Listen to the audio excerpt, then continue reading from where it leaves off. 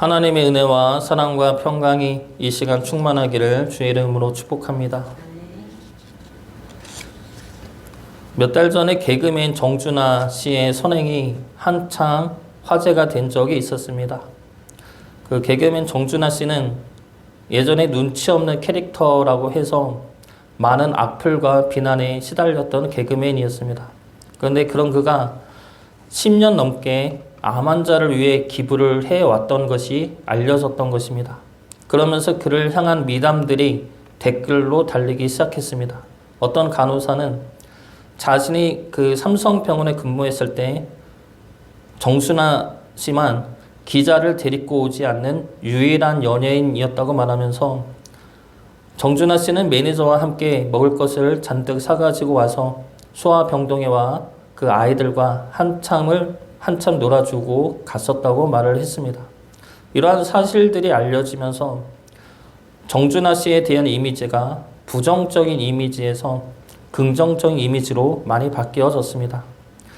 그동안 정준하 씨는 악플과 오해와 비난의 고통을 받았는데 그때 자신이 했던 선행과 기부를 드러내서 자신의 이미지를 바꾸지 않았습니다. 그리고 사람들이 미워해도 묵묵히 선행을 했습니다. 이러한 사실들 때문에 많은 사람들이 정준하 씨를 다시 보게 되고 호감을 갖게 된 것 같습니다. 오늘 말씀의 주제는 구제입니다. 주님이 말씀하신 구제의 모습은 정준하 씨가 행했던 구제와 상당히 닮아 있습니다. 주님은 구제함에 있어서 사람들의 영광을 위해 하지 말라 말씀하십니다. 그리고 사람들 앞에 드러내지 말고 은밀히 행하라 말씀하십니다. 그러므로 하나님이 보고 계심을 알라 말씀하시는 것이죠.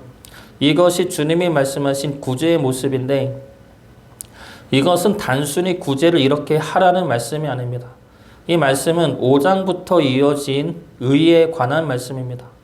마태복음 5장에서 예수님은 서기관과 바리새인보다 더 나은 의를 가지라 말씀하시죠. 그러면 더 나은 의란 무엇입니까? 첫 번째는 하나님의 말씀을 행위가 아니라 마음으로 지키는 것입니다. 심판받을까 두려워서 지키는 것이 아니라 구원하신 은혜와 사랑에 감사함으로 그리고 기쁨으로 하나님의 말씀을 지켜 행하는 것입니다. 그리고 두 번째는 내 능력과 내 노력으로 지킬 수 없음을 아는 것입니다. 그래서 성령님의 도우심을 구하며 성령님의 능력으로 의로워져 가는 자가 더 나은 의의 사람입니다.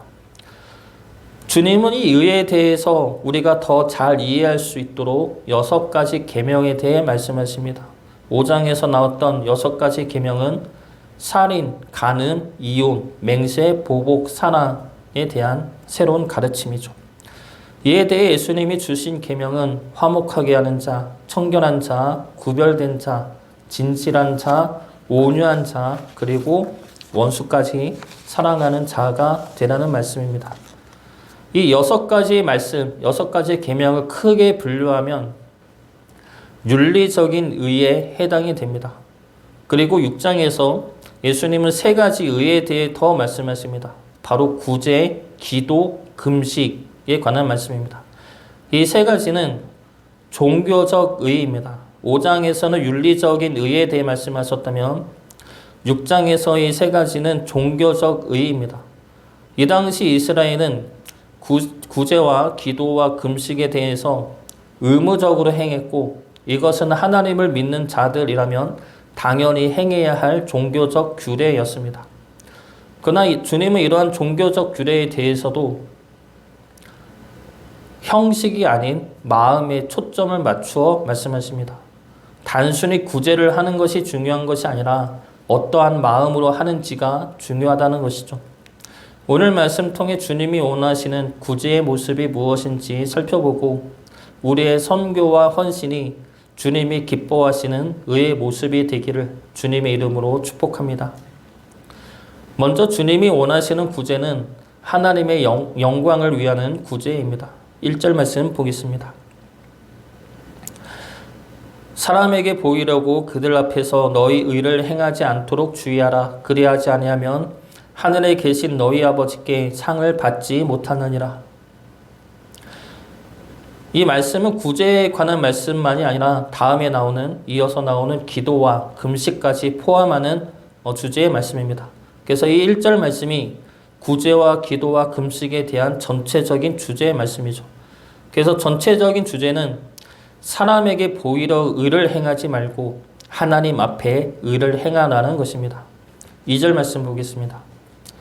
그러므로 구제할 때에 외식하는 자가 사람에게서 영광을 받으려고 회당과 거리에서 하는 것 같이 너희 앞에 나팔을 불지 말라. 진실로 너에게 이르노니 그들은 자기 상을 이미 받았느니라. 여기서 나팔을 불지 말라는 말씀은 이 당시 구제할 때 실제로 나팔을 불었다는 말씀보다는 비유의 말씀으로 보아야 할 것입니다. 구제할 때 그 모습은 사람들에게 나타내려 하는 모습이 나팔을 불면서 사람들의 관심과 이목을 집중시키는 것과 같다 말씀하시는 것이죠. 우리가 선행을 하고 헌신을 하고 나눔을 할 때 하나님을 위하면서도 동시에 사람들에게서 영광도 받기를 원할 때가 있습니다. 우리 큰딸 예림이가 그림 그리는 것을 좋아합니다. 그 나이 때에 비하면은 제법 잘 그리는 것 같기도 합니다. 그런데 예림이가 그림을 그리면은 꼭 엄마나 저한테 보여줍니다. 칭찬해 달라는 것이죠. 그래서 잘 그렸다, 이쁘네 라고 말을 해줘야 합니다. 예전에 예림이가 유치원 다닐 때인가 그때쯤에 예림이가 그린 그림을 보고 제가 엉뚱한 말을 했었던 적이 있습니다. 기억은 잘 안 나는데 이쁜 그림을 그렸는데 뭐 남자 그렸구나, 남자 거지를 그렸구나, 뭐 이런 식으로 말을 했습니다. 제 딴에는 웃기려고 한 말이었는데 그 말을 듣고 예림이가 상처받아서 그 이불 위에 엎드려서 울었던 적이 있습니다. 한참 울었습니다. 그래서 그 이유는 웬만하면 장난을 안 치고 칭찬만 하고 있습니다. 잘 그렸다 이렇게 칭찬만 하고 있는데 예림이는 그림을 그리는 것을 좋아하지만 자신이 그린 그림에 대해 칭찬을 받는 것도 좋아합니다. 아직 어리니까 그럴 수가 있지만 목적이 바뀌어서는 안 되죠. 그림 그리는 목적이 그림 그리는 것을 좋아하기 때문이어야지 사람들의 칭찬이 되어서는 안 된다는 겁니다. 우리 선행과 헌신과 나눔의 목적 역시 마찬가지입니다. 우리 선행의 목적이 사람들의 칭찬과 인정이 되어서는 안 됩니다. 그것을 바라고 하는 선행과 헌신은 우리가 지칠 수 있고 우리가 낙심될 수 있습니다.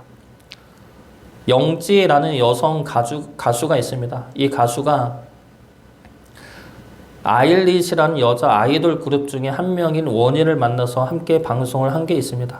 원희라는 가수는 어린 여자 가수인데 좋아하는 팬도 많지만 싫어하는 안티팬도 많은 가수가 이 원희라는 가수입니다.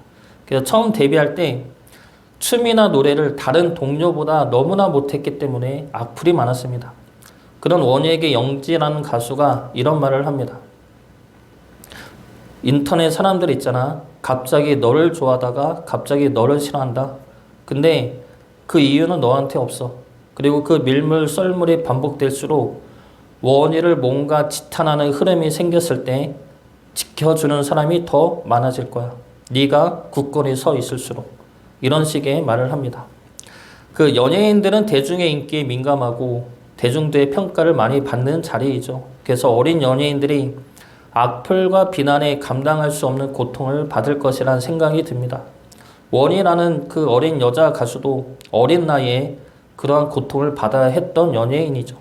그런 고통을 영지라는 가수가 먼저 알았기 때문에 원희에게 이러한 말을 해줄 수 있었던 것 같습니다. 영지 가수의 말은 이것이죠. 사람들이 좋아하든 비난하든 그것에 휘둘리지 말고 너가 가수로서 굳건히 서 있으라는 말입니다. 그렇게 가수로서 네가 먼저 최선을 다한다면 사람들의 평가는 저절로 따라오게 된다는 것이죠. 우리가 구제를 하고 선행을 하고 헌신을 할 때 그때 역시 사람의 영광을 바라면서 해서는 안 될 것입니다. 사람의 영광을 구하고 한다면 우리는 사람들의 영광에 휘둘러지게 될 것입니다. 사람의 칭찬과 인정에 갈급해야 하고 그것이 채워지지 않으면 내 헌신과 선행에 대한 회의감과 억울함이 생겨나게 됩니다. 그러면 우리만 힘들어지게 되는 것이죠. 우리의 시선이 하나님을 향해 있어야 할 것입니다. 사람들이 칭찬을 하든 비난을 하든 우리의 헌신과 선행은 하나님에게 받은 은혜와 사랑을 하나님에게 돌리는 것이어야 합니다. 예수님은 우리가 예수님을 알든 모르든 예수님을 비난하든 사랑하든 무시하든 한결같이 우리를 사랑하시고 우리에게 선한 능력과 말씀을 부어주십니다. 그렇게 우리를 이끌어 가시죠. 그렇게 이끌어 가실 수 있는 힘이 무엇입니까? 주님은 우리에게서 영광을 취하는 것이 아니라 하나님의 영광을 위해서 행하시기 때문입니다. 그래서 우리에게는 변함없는 사랑과 은혜를 부어주실 수 있는 것이죠. 우리 또한 우리의 헌신과 선행이 사람들로부터 칭찬과 인정을 바라는 것이 아니라 하나님의 영광을 위해 하나님에게 받은 은혜와 사랑에 감사함으로 행하는 헌신과 선행이 될 수 있기를 주의 이름으로 축복합니다. 두 번째로 주님이 원하시는 구제는 은밀하게 행하는 구제입니다. 3절과 4절 말씀 보겠습니다. 너는 구제할 때에 오른손이 하는 것을 왼손이 모르게 하여 내 구제함을 은밀하게 하라. 오른손이 하는 것을 왼손이 모르게 하라는 말씀은 스스로에 대한 말씀이죠. 오른손이 하는 것을 왼손이 모르는 경우는 생각 없이 할 때 가능한 경우입니다. 다시 말해 우리가 구제를 할 때, 선행과 헌신을 할 때 그것이 특별한 헌신이라 생각하지 않고 당연한 것으로 여기고 행하는 것입니다. 그러면 우리는 우리가 선행을 하면서도 그것을 드러내지 않고 할 수 있게 되는 것이죠. 예찬이가 똥을 싸면은 제가 기저귀를 갈아줍니다. 가끔 갈아주죠. 하루에 한 번, 이틀에 한 번 이런 식으로 어쩌다가 갈아줍니다. 안 갈아주는 경우도 있고, 그리고 대부분은 예찬이 엄마가 갈아줍니다. 예찬이 똥 기저귀를 갈아주는 것은 선행이 아니죠. 당연한 것인데 부모로서 당연히 해야 할 일입니다. 그런데 저는 가끔 갈아주고 아내는 하루에도 여러 번 갈아줍니다. 그러면 저는 가끔 갈아주면서 그것을 생색내고 싶은 겁니다. 그래서 갈면 아내한테 꼭 말하죠. 예찬이 똥 쌌어. 내가 갈았어. 이렇게 내가 수고했다는 것을 알리고 싶은 겁니다. 그런데 아내는 기저귀를 갈아도 저한테 말을 안 하죠. 왜냐하면 아내는 하루에도 몇 번씩 기저귀를 갈아주고 있기 때문입니다. 그러니 그것이 특별한 일도 아니고 생색낼 일도 아닌 것이죠. 당연히 어쩔 수 없이 해야 할 일인 겁니다. 저같이 가끔 갈아줄 때만 그것이 무슨 큰 선행처럼 호의처럼 생각하는 것이죠. 우리의 선행과 구제도 이와 같습니다. 우리의 선행과 헌신이 습관화되고 당연한 것이 되면 그것이 선행으로 생각되지 않죠. 당연히 내가 해야 할 일을 한 것이 되는 겁니다. 그러나 그것이 습관화되지 않고 가끔씩 어쩌다 큰 결심을 하고 나면 그것은 나에게 특별한 헌신과 희생과 선행이 되는 겁니다. 그래서 그것을 자랑하고 싶고 인정받고 싶어 드러내는 것이죠. 주님의 일생은 치유와 구제와 가르침이었습니다. 주님은 수많은 병자를 치유하셨고 말씀을 가르치셨고 죄인들과 함께 하셨습니다. 그것을 주님은 생색내면서 자신을 드러내면서 하지 않으셨습니다. 주님은 그 일들을 당연히 기꺼이 감당해내셨죠. 주님이 어떻게 그런 일들을 당연하게 감당할 수가 있었습니까? 주님은 이미 그러한 분이기 때문입니다. 그 일들이 주님에게는 놀랍거나 큰 호의나 결단을 통한 희생이 아니라 주님에게는 그것이 당연한 모습이기 때문입니다. 그래서 주님은 지금도 우리에게 놀라운 은혜와 지치지 않는 사랑을 부어주시면서도 생색내지 않으십니다. 자신의 사랑과 은혜를 드러내지 않으시죠. 왜냐하면 그것이 주님에게는 당연한 모습이기 때문입니다. 당연한 모습이기 때문에 우리를 향한 사랑과 은혜 역시 식어지거나 약해지지 않습니다. 우리의 반응과 상황에 따라 변화되지도 않죠. 주님은 그러한 분이기 때문에 그것을 당연하게 행할 뿐입니다. 우리가 궁극적으로 도달해야 할 목표는 의의 사람입니다. 예수님을 닮아 거룩한 사람이 되는 것이죠. 그것을 감리교에서는 그리스도인의 완전이라 말합니다. 완전한 그리스도인이 되어야 하는 것이 우리 믿는 이들이 나아갈 방향입니다. 그 방향으로 우리가 계속해서 나간다면 우리에게 의와 선행과 헌신은 특별한 결단이나 희생이 아니라 당연한 일이 될 것입니다. 어떻게 그런 귀한 일을 하셨습니까? 라는 질문에 당연히 해야 할 일을 했을 뿐입니다. 라는 말이 진심으로 나오게 될 것입니다. 그러면 우리의 선행과 헌신은 자랑스러운 일도 아니고 내 의를 드러내는 것도 아니라 주님이 말씀하신 은밀하게 행하는 구제가 되는 것입니다. 우리의 구제와 선행과 헌신이 우리에게 자랑이 아니라 우리가 그러한 의의 사람이 될 수 있기를 주의 이름으로 축복합니다. 마지막으로 주님이 원하시는 구제는 하나님이 보고 계시는 구제입니다. 하나님이 보고 계심을 믿고 붙드는 구제이죠. 이것은 상대방과의 사람들과의 관계입니다. 우리가 구제할 때, 우리가 선행을 행하고 헌신을 할 때 우리는 그 구제의 대상이나 선행의 대상이 알아주기를 원할 때가 있습니다. 내가 널 위해 이것을 주고 이것을 행하고 이것을 베푼다는 것을 상대방이 알아주길 바란다는 것이죠. 그런데 상대방이 고마워하기는커녕 오히려 더 해주지 않는다고 뭐라고 하면 어떻습니까? 섭섭한 마음이 들게 되는 것이죠. 이러한 마음은 우리 모두에게 조금씩은 다 있지 않나 생각이 듭니다. 저도 이러한 마음이 있습니다. 그래서 애들한테 장난감을 사주면 꼭 확인을 하죠. 그거 누가 사줬어? 아빠가 사준 거야. 그러면 애들이 눈치는 있어서 아빠 고마워, 아빠 최고야 해줍니다. 그러면 그 말들이 진심이 아니더라도 듣기는 좋은 거죠. 그런데 이런 마음들, 상대방이 내 선행에 고마워하는 마음이 채워지지 않으면 불평과 불만이 나오게 될 때가 있습니다. 아내가 셋째를 낳고 산후조리원에 있을 때 그 애들 식사를 제가 차려줬습니다. 그래서 제 딴에는 애들이 잘 먹게 인터넷 찾아가면서 음식을 차려줬습니다. 비싼 스팸 사서 해줬는데 안 먹는 겁니다.